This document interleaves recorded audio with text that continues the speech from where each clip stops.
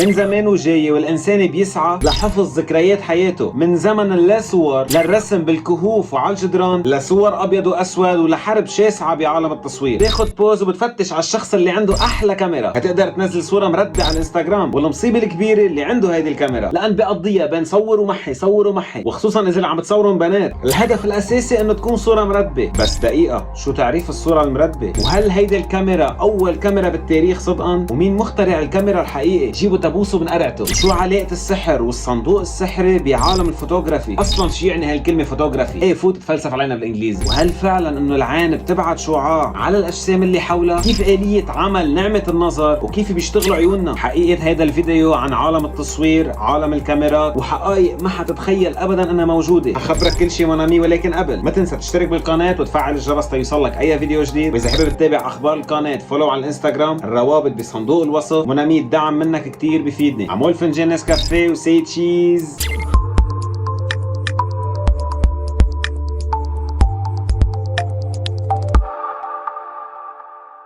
بداية ومع الكلمة الشهيرة فوتوغرافي، واللي تسمت سنة 1839 مع بطل حلقتنا جون هيرتشل، اللي جمع كلمتين إغريقية ببعضهم وعمل ترند بوقته لكلمة فوتوغرافي، واللي هي الفوتو واللي بتعني الضوء، والجراف يلي بتعني الرسم. فكلمة فوتوغرافي هي الرسم بالضوء، واللي بدل بالوقت الحالي للي بنعرفه عن الصورة. فأي صورة هي رسم الشكل باستعمال الضوء ليطلع قدامك صورة صاحبتك اللي كلها ضوء وعم ترسم فيها الصورة. أخليك تستعمل هيدي الجملة للغزل، بس لازم تشترك بالقناة لتستعملها. وإسا أقول باندا فاكس ما بتفيدني، عم بعطيك طرف خيط وأنت كمل. مونامي خبرية التصوير منا شي جديد بالنسبة للإنسان، من أكثر من 1500 سنة وفكرة التصوير براس البشر بيعرفوها وعم يشتغلوا عليها. ولكن المشكلة الأساسية كانت كيف تسيف هالصورة، كيف تحفظها وما تروح من بعد ما تصورها. فمن 2300 سنة تعرفوا على التصوير، وبس بآخر 200 سنة عرفوا يسيفوها. فرجوعا للقرن الرابع قبل الميلاد، يعني بحدود سنة 350 قبل الميلاد، ظهر عمك أرسطو الفيلسوف اليوناني، وحتى بالتصوير دخل حاله. والفيلسوف موزي الصيني. حخبرك مونامي، خليك معي.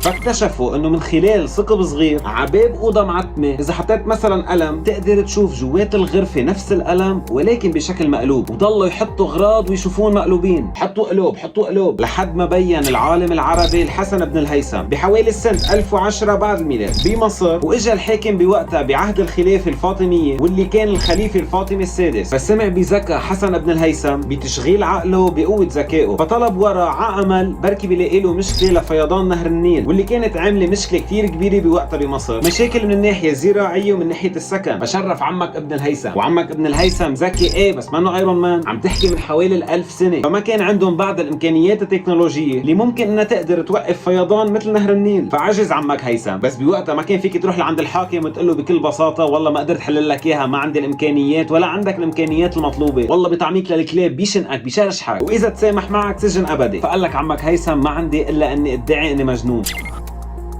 وهذا اللي صار، ادعى بالجنون. فحكم الحاكم عليه بالإقامة الجبرية ببيته، وقشته الله جاب الفرصة، كيف وصار عنده وقت انه يقعد بالبيت ويطور المشاريع اللي عم يشتغل عليها، نعطاه الوقت الكافي اللي بده اياه. واول شيء اشتغل عليه قدر يوضح كيفية عمل العين وشبكة العين وكيف كل انسان بيشوف، مع الاثباتات المطلوبة، واللي هي انه الانسان بيشوف الشغل اللي قدامه من بعد ما الضوء ينعكس عليها. يعني انا حتى اشوف الطاولة اللي قدامي لازم الضوء يكون مضوى على الطاولة تقدر انا اشوف انعكاس الضوء، ولما شغلي ما تقدر تشوفها لانه ما في ضوء مضوى هيدي الطاوله تقدر تشوف، وبالتالي ما في اي ضوء دخل على عينك ولا اي لون دخل على عينك، مشان هيك ما بتشوفها. عم تحكي هون عن حكي ثوري قدر من خلاله يدمر نظريتين، نظريه ارسطو اللي بتقول انه الاجسام بتبعت اشكال هندسيه للعين فبنشوفها، وبالتالي العين بترصد هيدي الاشكال وبنقدر نفهم شو شفنا، وهيدي اول نظريه النفي. والنظريه الثانيه نظريه بطليموس واوكليدس، واللي بتقول انه العين بتطلع ضوء او شعاع على الجسم اللي قدامك وبالتالي بتشوفه. واكيد ثاني وحده كمان النفي، وهيدا كله بفضل العم هيثم. ومن القصص اللي قدر يطورها كمان فكره هيدا الثقب الصغير اللي بتحطه بالحيط، قدر يطور هالفكره ويشتغل عليها لحد ما وصل للاختراع المشهور فيه واللي بسببه بلشت بدايه التصوير، اختراع الكاميرا او الحجره، يعني الغرفه المظلمه.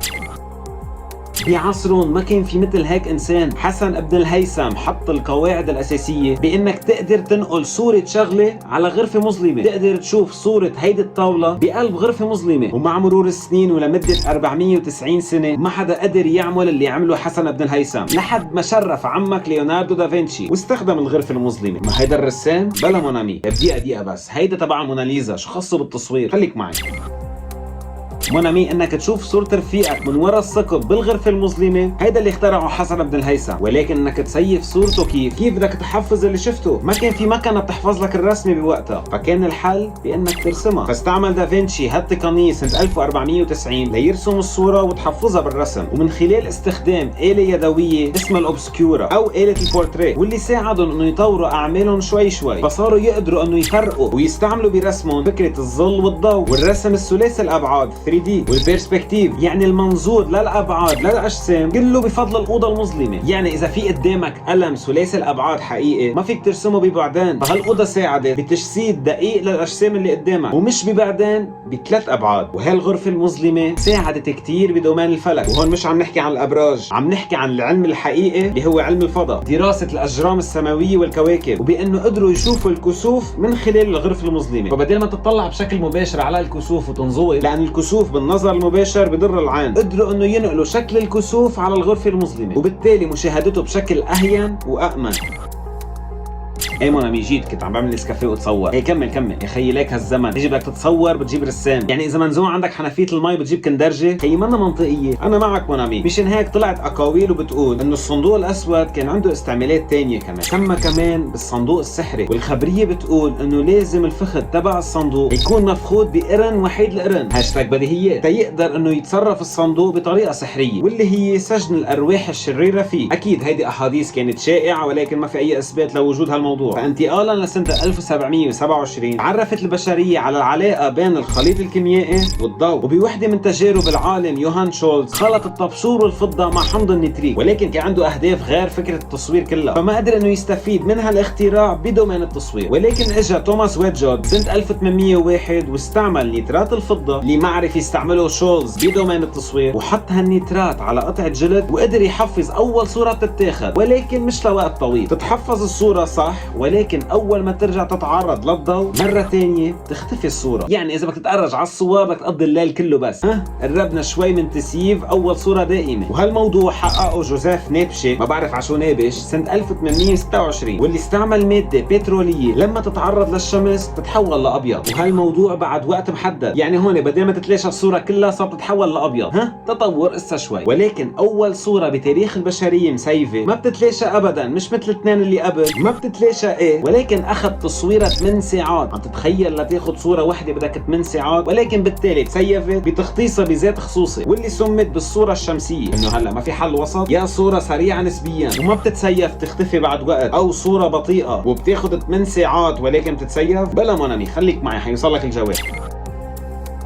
فهون ظهرت طريقة الديجروتايب، واللي اخترعها لويس داغير بعد جوزيف نابس، واللي استعمل الصورة الشمسية ولكن ما اخذت معه 8 ساعات، عدل عليها وظبطها فتصورت أول صورة معه بنص ساعة. هالموضوع سنة 1833. طيب بس كمان شو نص ساعة؟ هلا بأجزاء من الثانية بتطلع صورة. يلا مونامي شوي قربنا. فبعد ما مات داغير، واللي كان مآمن انه كل العالم لازم تحصل على كاميرات، وبالمناسبة هو واحد من عدد المخترعين المحفوظ اسمهم على برج ايفل، فاشترت الحكومة الفرنسية سنة 1839 براءة الاختراع تبع داغير ونشرتها ببلاش للعالم. بدهم يلاقوا حل للكاميرات، عطوا مفتاح فكرة الكاميرا لكل العالم وببلاش، لكل العالم تشارك وتتحدى بعضها بتطوير فكرة تصوير الفوتوغرافي. ففكرة الكاميرا كانت بسبب داغير، مشان هيك لقب لويس داغير مخترع التصوير. مونامي عم تحكي عن فترة كان التصوير فيها بيمنعك تضحك، بس ليه بدي يكون عابس انا عم بتصور؟ تخيل حالك مونامي تضلك مبتسم لمدة 7 ل 10 دقائق متواصلين بيعض الحنكة، هيك لدرجة كان يحطوا ستاند للراس لما تتعب انت وبنفس البوز لمدة 10 دقائق عمرها ما تكون صورة. وهيدا كل اللي عم نحكيه بعد ما في انسان تصور صورة حقيقية، لحد ما ظهرت اول صورة لكائن حي لانسان بتصوير شارع، ظهروا لعامل تلميع احذية والشخص صاحب الحذاء الذهبي، بينوا بالصورة لان ضلوا بمواقعهم لحوالي 7 دقائق. بعدنا عم نحكي عن تصوير بده 7 دقائق لتطلع الصورة. بس سنة 1850 كانت الاستوديوهات متنقلة بالشارع على عربات الاحصنة هي الدارجة وهي اللازمة للتصوير، بحكم انه اول ما تاخذ الصورة لازم دغري تنحط بالحمض وتتزهر، وبسبب التطوير وصلنا ل3 دقائق لتطلع الصورة الوحدة. وصولا لسنة 1861 انعمل اول فوتوشوب بالعالم لما اخذوا راس ابراهام لينكولن وحطوه على جسم شخص نبيل وزيت لباس فخم. وسنة 1890 قدر توصل سمية جورج استمان باختراع تحت اسم شركته كوداك، واللي توصل للشريط الملفوف واللي كتير شايفينه، واللي بوقتها عمل ثورة كتير كبيرة بعالم التصوير، وبسبب تحدي حصل بين شخصين وبسؤال هل الحصان هو راكد اجريه الاربعه بيكونوا فوق الارض ولا بتضل وحده منهم ضاربه بالارض. وبسبب هالتحدي ومدري على شو كان الشرط، حط رجل انجليزي اسمه ادوارد 12 كاميرا حط بعضهم وشبكهم ببعضهم، وظهرت اول متواليه صور لاظهار الحقيقه. بده يربح الشرط. ظهرت الفوتو سيكونس واللي هي تمهيد لفكره الفيديو. بس ما قلت لنا مين ربح الشرط. هلا انت هيدا همك؟ ارتاح، الحصان اجريه الاربعه بيكونوا فوق الارض. بسطت.